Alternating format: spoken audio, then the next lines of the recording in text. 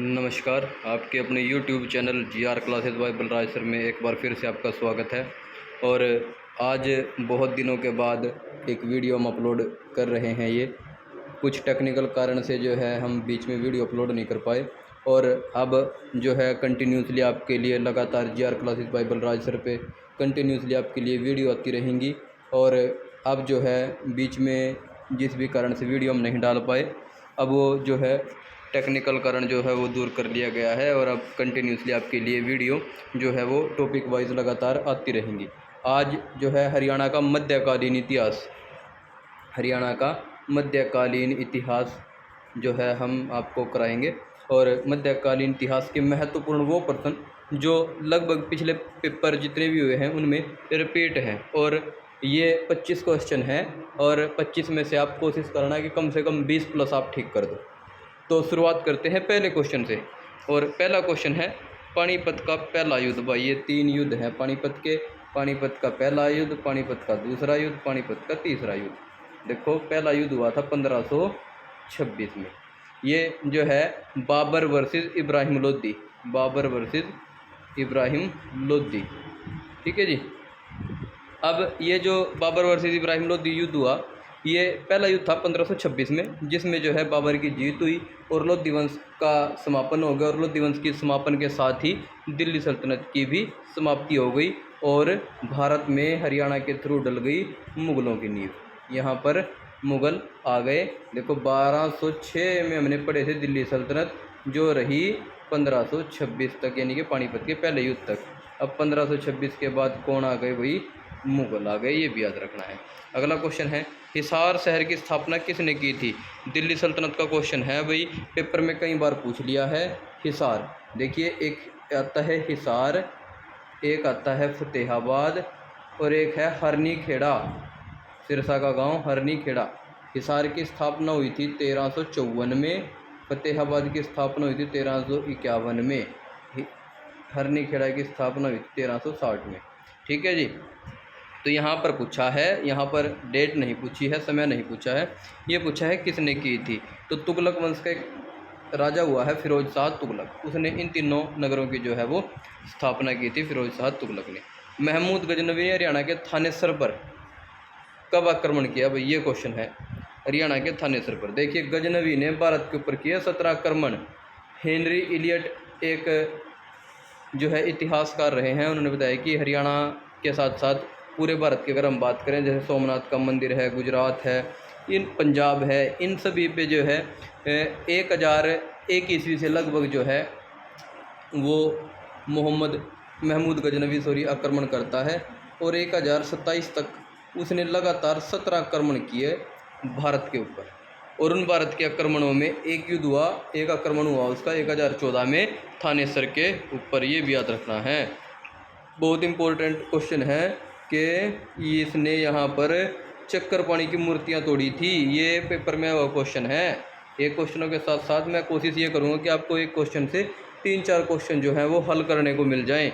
अगला क्वेश्चन देखते हैं भाई, मोहम्मद गोरी ने पृथ्वीराज चौहान को निम्नलिखित में से किस स्थान पर हराया? देखिए, मोहम्मद गोरी और पृथ्वीराज चौहान, इनके बीच हुए 2 युद्ध। पहला युद्ध हुआ 1191 को, दूसरा युद्ध हुआ अगले ही साल 92 में। पहले युद्ध में जीत जाते हैं पृथ्वीराज चौहान, तृतीय है ये राय पिथौरा, जिनको राय पिथौरा की उपाधि मिली थी। अब पहले युद्ध में जीत गए, मोहम्मद गोरी ने माफ़ी मांगी और यहाँ से भाग गया। ठीक है। अगली बार 1192 में फिर आ गया, और उसके बाद क्या हुआ? अगले युद्ध में उसने हरा दिया पृथ्वीराज चौहान को। तो दोनों युद्ध कहाँ हुए हैं? तरोड़ी। कहाँ हुए हैं भाई? तरोड़ी में। कई जगह इसको तरावड़ी लिखा जाता है, कई जगह इसको तराइन लिखा जाता है। बात एक ही है, ये मैंने तरोड़ी इसलिए लिखा है क्योंकि ये पेपर में सेम एज इट इज़ आया था। उसके बाद अगला क्वेश्चन है, दिल्ली की गद्दी पर बैठने वाला अंतिम हिंदू शासक। भाई पता नहीं कितनी बार रिपीटेड क्वेश्चन है, दिल्ली की गद्दी पर बैठने वाला अंतिम हिंदू शासक। बात है अक्टूबर 1556 की। ठीक है। दिल्ली की गद्दी पर बैठ गया हेमचंद्र, जिसे हेमू कहते हैं, क्योंकि उस समय अकबर मात्र 14 वर्ष का था, और उसका जो संरक्षक था वो था बैरम खां। उसने बैरम खां को आदेश दिया कि जो भी रास्ते में है उसको हटा दो, और हेमचंद्र के साथ किसका युद्ध हुआ भाई? बैरम खां का। देखो आपको किताबों में देखने को मिलेगा कि अकबर का युद्ध हुआ था इसके साथ, हेमचंद्र के साथ, लेकिन एक्चुअल में ऐसा नहीं था। एक 13-14 साल का बच्चा क्या युद्ध लड़ेगा? उसकी तरफ से लड़ा था बैरम खां, और हेमू की लगा आँख में तीर, ये भी याद रखना है आपने। हेमू की आँख में तीर लगा और बाद में जब वो नीचे गिर गया तो बैरम खां ने बड़ी क्रूरता से उसकी हत्या कर दी। तो दिल्ली की गद्दी पर बैठने वाला एकमात्र हिंदू शासक और अंतिम हेमचंद्र। हरियाणा पर प्रथम आक्रमणकारी तुर्क कौन था? देखिए अभी अभी मैंने आपको बताया था महमूद गजनवी के बारे में। मोहम्मद गजनवी लिखा है, महमूद गजनवी है, एक ही बात है, ठीक है। ये कौन था? तुर्क जनजाति का था। कहाँ का था? तुर्क जनजाति का था। इसका साम्राज्य था गजनी। साम्राज्य क्या था? गजनी। इसने कंटिन्यूसली जो है हरियाणा के ऊपर भारत के ऊपर आक्रमण किए, और उन आक्रमणों में एक आक्रमण था 1014 थानेसर पर। 1009 में भी किया था उससे पहले। 12वीं शताब्दी में त्रावड़ी व हंसी के किलों की स्थापना किस राजा ने की थी या किस शासक ने की थी? पृथ्वीराज चौहान ने। ये याद रखना है भाई, 12वीं शताब्दी है, पृथ्वीराज चौहान, और ये थर्ड वाला है भाई, ये याद रखना है। राय पिथौरा की उपाधि मिली थी इसको। किसकी उपाधि मिली थी? राय पिथौरा की, ये याद रखना है आपने। किस शासक ने 1320 में हरियाणा में तुगलक वंश की स्थापना की? देखिए तैमूर हो नहीं सकता, गुलाम वंश तो मतलब अलग था, ये गुलाम भी नहीं है, फिरोज भी नहीं है, नाम आएगा गयासुद्दीन तुगलक। क्या आएगा नाम? गयासुद्दीन तुगलक। अगला क्वेश्चन, ये बड़ा इंपॉर्टेंट क्वेश्चन है भाई। तैमूर ने हरियाणा पर कौन से काल में हमला बोला? अगला क्वेश्चन, अगला जो डी ऑप्शन है वो आंसर नहीं होगा, इन्हीं में से आंसर मिल जाएगा आपको। तैमूर ने हरियाणा पर कौन से काल में, यानी कि कौन से सन में हमला बोला? सिरसा की तरफ से आया, फतेहाबाद से 1398 में, ठीक है ना। और जो टोहाना के लोग थे फतेहाबाद में, नाको चने चबवा दिए इसको, तैमूर को।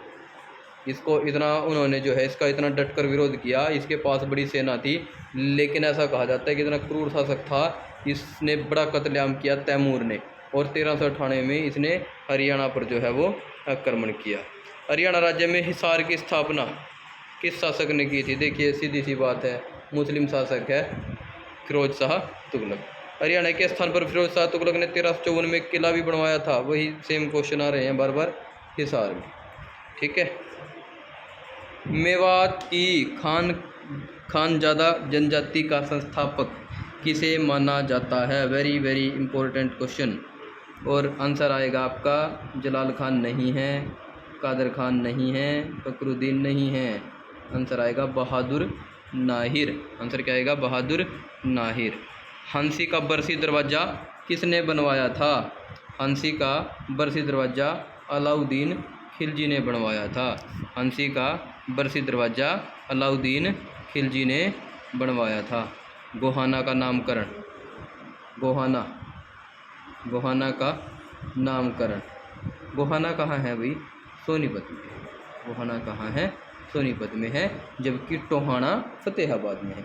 अब गोहाना जो है इसका पूछा है नामकरण किसने किया था, तो आपने यहाँ आंसर क्या याद रखना है? पृथ्वीराज चौहान। उसके बाद पानीपत का दूसरा युद्ध मैं बता चुका हूँ। पहला युद्ध हुआ 1526 में, दूसरा हुआ 1556 में, तीसरा हुआ 1761 में। तो दूसरे में बैरम खां का और हेमू का युद्ध हुआ, जिसे हम पानीपत का दूसरा युद्ध कहते हैं, जिसमें मतलब आपको मिलेगा अकबर और हेमू के बीच युद्ध हुआ, या बैरम खां और हेमू के बीच युद्ध हुआ। उससे अगला क्वेश्चन है 1556 में अकबर की मुगल फौजों को हराने के बाद इस राजा ने विक्रमादित्य की उपाधि दान की। देखो बहुत बढ़िया क्वेश्चन है। राजा हेमचंद्र, अब ये मैंने आपको बताया कि अक्टूबर में ये गद्दी पर बैठ गया था। कहाँ? 1556 में दिल्ली की गद्दी पर, और एकमात्र शासक है जो हिंदू है, अंतिम शासक है। इसने हराया और उपाधि कौन सी ले ली? विक्रमादित्य की। इसीलिए इसका नाम दिया जाता है विक्रमादित्य हेमचंद्र, विक्रमादित्य हेमचंद्र। लेकिन बाद में आकर 1556 में लगभग नवंबर के महीने में इसको हरा दिया था किसने? बैरम खान ने। इसकी आंख में तीर लग गया। सूरदास किस मुगल शासक के समकालीन थे? कई बार पेपर में पूछा जा चुका है, IMP कर लेना भाई इस क्वेश्चन को। सूरदास को आज तक इतिहासकारों में इतना मतभेद है कि कोई इसका जन्म सीही में बताता है, कोई सूरदास का जन्म जो है मथुरा मार्ग पर UP में बताता है। आज तक इतिहासकार इसी का नहीं बता पाए सूरदास के बारे में जन्म। लेकिन अगर हरियाणा में आएगा तो सी ही आंसर आएगा भाई, जो फरीदाबाद के नज़दीक है, जो कहाँ है, फरीदाबाद के नज़दीक है, ये याद रखना है आपने। उसके बाद प्रसिद्ध राजा विक्रमादित्य जिसने हरियाणा में अपना शासन किया, वो पहले क्या काम करता था भाई, पर व्यापारी था वो एक, और नमक का व्यापारी था, ये भी याद रखना है। नमक ढोने का कार्य किया करता था प्रसिद्ध राजा हेमू। किस मुगल शासक के शासनकाल में हरियाणा पर अंग्रेजों का नियंत्रण स्थापित हुआ? बहुत अच्छा क्वेश्चन है। मुगल शासकों की अगर बात आएगी तो आंसर आएगा शाह आलम। मुगलों में जब उत्तर मुगल काल चला तो शाह आलम के समय हरियाणा पर अंग्रेजों का नियंत्रण स्थापित हो गया था।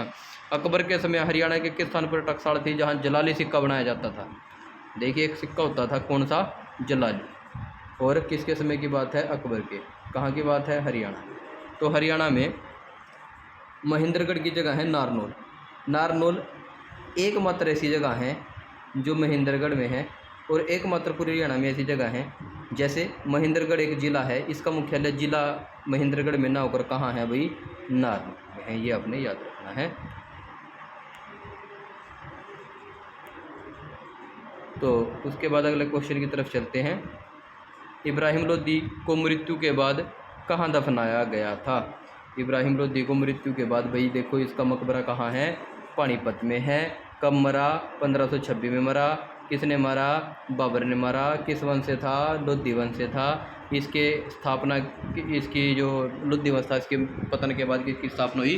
बाबर ने कर दी मुगल वंश की स्थापना। उसके बाद अगला क्वेश्चन है, मुगल काल में हरियाणा में जनपदों का स्थान किसने ले लिया था? ये भी वो क्वेश्चन है भाई। इसका आंसर आ जाएगा खापों ने। किसने ले लिया था? खापों ने। जो खाप पंचायतें होती हैं भाई, ये याद रखना है, जो खाप पंचायतें हैं उन्होंने किसका स्थान ले लिया था मुगल काल में? जनपद। सूरदास महान संत डैश की शिक्षकों से प्रेरणा दिया माना जाता है? देखिए जो सूरदास हैं उनके जो गुरु हैं वल्लभाचार्य, ठीक है। तो सूरदास महान संत वल्लभाचार्य की शिक्षकों से प्रेरणा दिया माना जाता है। उसके बाद 1756-57 में हरियाणा किसके अधिकार क्षेत्र में रहा? देखो 1756 से लेकर लगातार 1760-61 तक हरियाणा जो है मराठों के अधीन रहा, और मराठे जब अहमद शाह अब्दाली से हार गए, कौन से युद्ध में? 1761 के पानीपत के तीसरे युद्ध में, ठीक है। तो फिर यहाँ पर समाप्त हो गया था मराठों का शासन। हरियाणा का अक्षेत्र जो पूर्व मध्यकाल में बदानगों के प्रभाव क्षेत्र के अंतर्गत माना जाता था। बदानग कहाँ रहते हैं भाई? अगर मतलब कहाँ रहते थे, अगर इनके क्षेत्र की बात करें तो रेवाड़ी इसका करेक्ट आंसर जो है वो आ जाएगा, रेवाड़ी, ठीक है जी। तो आज आपके लिए ये वीडियो काफ़ी दिनों बाद आज हमें भी मौका मिला, बीच में कुछ टेक्निकल जो प्रॉब्लम थी अब वो दूर कर ली गई है। कंटिन्यूसली आपके लिए वीडियो लेकर आएंगे हर सब्जेक्ट की। और अगर आज आप इस चैनल पर पहली बार आए हो तो कृपया करके GR क्लासेस बाइबल राज सर को जो है आप सब्सक्राइब ज़रूर करें, ज़्यादा से ज़्यादा शेयर करें। हम आपकी तैयारी जो है वो और अच्छे ढंग से कराएंगे, ऐसे ही जो प्रीवियस ईयर पेपर हैं उनके साथ, और जितने भी इम्पोर्टेंट क्वेश्चन आगे आने की संभावना है उनके साथ। अब भाई प्रीवियस ईयर की बात करूं तो अब आपको पता ही है, एक CET मेंस का एग्ज़ाम हुआ था ग्रुप नंबर 56 का, ठीक है जी। ग्रुप नंबर 56 का एग्ज़ाम जो है वो हुआ था। प्रीवियस ईयर तो छोड़ो, उसमें आपको पता है प्रीवियस डे के क्वेश्चन आ गए। एक आज या कल में जो है दोबारा से उसकी पूरी वीडियो अपलोड करेंगे। और भाई बिल्कुल बेफिक्र रहो आप, 56 ग्रुप का जो है मेरे अकॉर्डिंग जो है वो पेपर 101% कैंसिल होगा, क्योंकि इसके ऊपर मैं स्पेशल एक वीडियो बनाऊंगा। वैसे क्यों कैंसिल होगा, किन तथ्यों के आधार पर मैं कह सकता हूं कि वो पेपर कैंसिल होगा, ये भी आपको मैं स्पेशल वीडियो बनाऊंगा। और हाँ, ग्रुप डी जो हरियाणा में ग्रुप डी है वो इस साल के अंत में हो जाएगा। भाई सभी जितने भी तैयारी करने वाले स्टूडेंट हैं वो तैयारी करते रहें। ग्रुप डी पेपर होगा, जिनका CET मेंस में नाम है वो CET मेंस की भी तैयारी करते रहें। और जो CET जो प्री हुआ था जिनका क्वालिफाई है वो भी तैयारी करते रहें, क्योंकि सरकार का कुछ नहीं पता, ये पता नहीं किस टाइप की सरकार है, कब कह दे के चलो अब पेपर जो है वो क्वालिफाई हो गया, सभी आ जाओ। तो इसलिए जो है आप अपनी तैयारी जो है वो करते रहें, प्रिपरेशन अपनी, ठीक है जी। और हमारे चैनल से जुड़े रहें। अब कंटिन्यूसली आपके लिए जो है न्यूज़ वगैरह जो है HSCC से जुड़ी हुई खासकर वो हर रोज़ आपके लिए लेकर आते रहेंगे। तो इसी जो वीडियो के साथ है हम आज दोबारा से एक बार फिर से अपनी शुरुआत कर रहे हैं और आप इस चैनल को ज़्यादा से ज़्यादा जो है अपने दोस्तों के साथ शेयर करें, वीडियो को शेयर करें, लाइक करें, कमेंट करें, अपने सुझाव दें। और जो है अब कंटिन्यूसली हरियाणा की जो वीडियो है वो तो कम से कम कंटिन्यूसली आएंगे आपके पास। मैं 20 से 25 वीडियो में जो है हरियाणा आपका बिल्कुल आपको मैं टिप्स पे करा दूंगा। इससे पहले की वीडियो जो है उनका लिंक मैं डिस्क्रिप्शन में डाल दूंगा और आप वहां से जो है पुरानी वीडियो भी जो है हमारी देख सकते हैं। तो आज के लिए ही इतना ही। धन्यवाद, नमस्कार, आपका दिन शुभ हो।